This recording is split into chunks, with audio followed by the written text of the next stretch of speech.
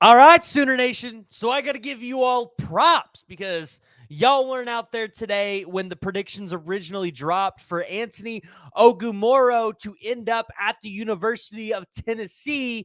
I didn't see y'all going out there and calling for Bill Bedenbaugh's head, saying this is 3-star you. Why can't we land a 3-star? Because that's kind of what normally happens. But Oklahoma did something in rare effect today. We kept our composure, and I appreciate it, guys. But today we got to talk about the offensive line loss for Oklahoma, who you're potentially looking out there to go out there and get on this offensive line, and what Oklahoma fans need to potentially expect. But before we do that, guys, I need to hear from y'all. So make sure you guys join the discussion. Jump down in the comments below because, listen, I think losing Antoni Ogumoro to the University of Tennessee, it means something. And I think it's going to help out on the recruiting trail. And we'll just start with it, right? So this morning when I woke up, I had a text from Jay, and he was like, hey, so that Ogumoro video that you made for the commitment, yeah, we ain't going to be able to post that, so you're going to have to delete it. And I was like, dang it. So I reached out to somebody just to verify, hey, like, what's going on in this recruitment? I heard Tennessee was moving up, and I was basically told, like, hey, like, the parents don't even know where this kid's going. Like, Antoni's trying to keep this thing kind of a secret, which I give Antoni props for that. Like, not a lot of kids really, I don't know if they try, but they can't keep their recruitments a secret. And although Tennessee leaked out, it was kind of last minute. Like, this wasn't something like a week before everybody was submitting predictions for the University of Tennessee. So, that was kind of shocking there, because if you were an Oklahoma fan and you've listened for about, let's say, the past month, you've kind of heard this name. Like, you've heard Antoni Ogumoro will be a part of Oklahoma's class. He's going to help stabilize that offensive line room for Bill Bedenbaugh.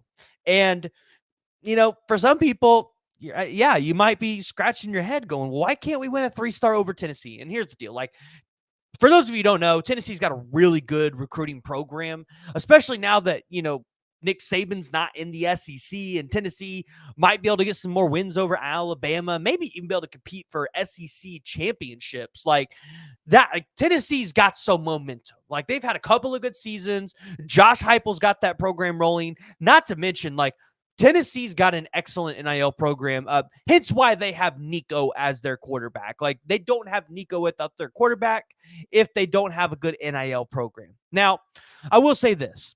Usually when Oklahoma loses an offensive lineman, I've got to tell you all, have y'all forgot who Bill Bedenbaugh is? Like, have y'all forgot that Bill Bedenbaugh is him, and he turns a 3-star offensive lineman into elite NFL talent? That's what he does. I mean, look at a guy like Anton Harrison, Ben Powers, Creed Humphrey, Orlando Brown. I don't remember if Tyler Guyton was a 3-star or not, but you guys get my point. Like, he doesn't have to get 5-star guys to be able to develop them and put them in the league. But good news for Oklahoma fans. Bill Bedenbaugh is that dude, and he's got you in several 5-star recruitments. And I think the expectation here is Bill Bedenbaugh is probably going to land at least one of those guys that's currently not on this team. You know, I'd be saying, wait, what do you mean not on this team?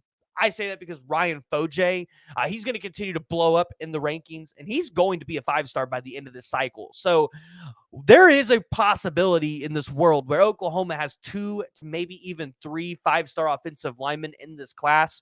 And if that happens to be the case, I don't want to hear no and, if, or buts about it. If anybody throws any Bill Bedenbaugh slander, you will be just blocked from this channel altogether. And I have a feeling multiple other people will probably do the same thing, because Bill Bedenbaugh just doesn't deserve that kind of hate, especially with what he's possibly going to be able to do with this offensive line this year. Like, y'all know this is going to be a sneaky good offensive line, right? Branson Hickman coming in at center might be the portal pickup of the year, maybe. Because that guy, under Bill Bedenbaugh, might be a first-round talent this upcoming year. Was not a first-round talent this past season.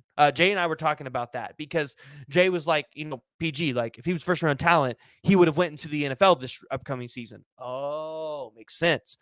Bill Bedenbaugh develops him a little bit, gets him in that first round as a center. guys are going to start looking your way a little more because that'll be 3 straight offensive linemen.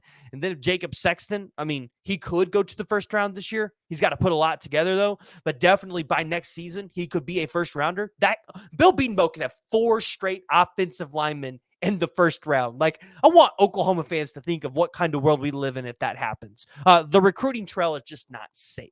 And then you've got guys like Hito Zaida, who was a 3-star, who I expect is going to be like a big impact for Oklahoma. You've got guys like Michael Tarquin, who's going to be a little bit of a swing dude, can play guard or tackle. But looking at the recruiting trail, you've got Michael Fasusi, who I really like still for Oklahoma. And one thing I want Oklahoma fans to focus on here is when you guys have listened to this brother on the channel here in the interviews, you do realize that when he talks about Bill Bedenbaugh and he talks about his love for Oklahoma, because that's really what it feels like. He's talking about his love for Oklahoma. And then he talks about Texas. He don't talk about Texas and Kyle Flood, which Kyle Flood is the offensive line coach there, right? He talks about Steve Sarkisian. And if you ain't talking about the position coach that's going to be coaching you, developing you, I think that kind of says a lot. Talks about a Bill Bedenbaugh a lot. Talks about being back at the crib. So, Michael Fasusi. I'm still confident in that one. I don't think Oklahoma is going to bow out of that race. Texas is going to have their hands full there. But I think that makes it harder, though, for these next 2 prospects. You got Ty Haywood, guy who hasn't been on campus since September. Top 15 prospect in the country, 5-star dude. Alabama, A&M. You would imagine Texas would probably try to get into that mix a little bit. Same thing with Lamont Rogers.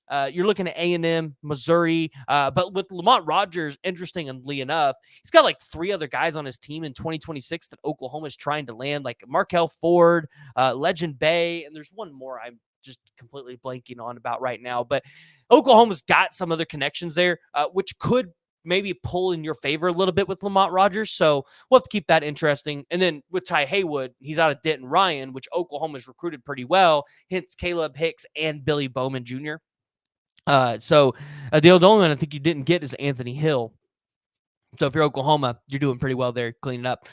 And then you might ask yourself, well, how does this affect Darius Afalava? Because you guys might have heard Darius Afalava, your chances increased if you got Antoni Ogumoro. And it's like, I think Oklahoma's still in a really good position there. Like, they have made Darius feel very prioritized as an offensive line recruit, especially late in the cycle.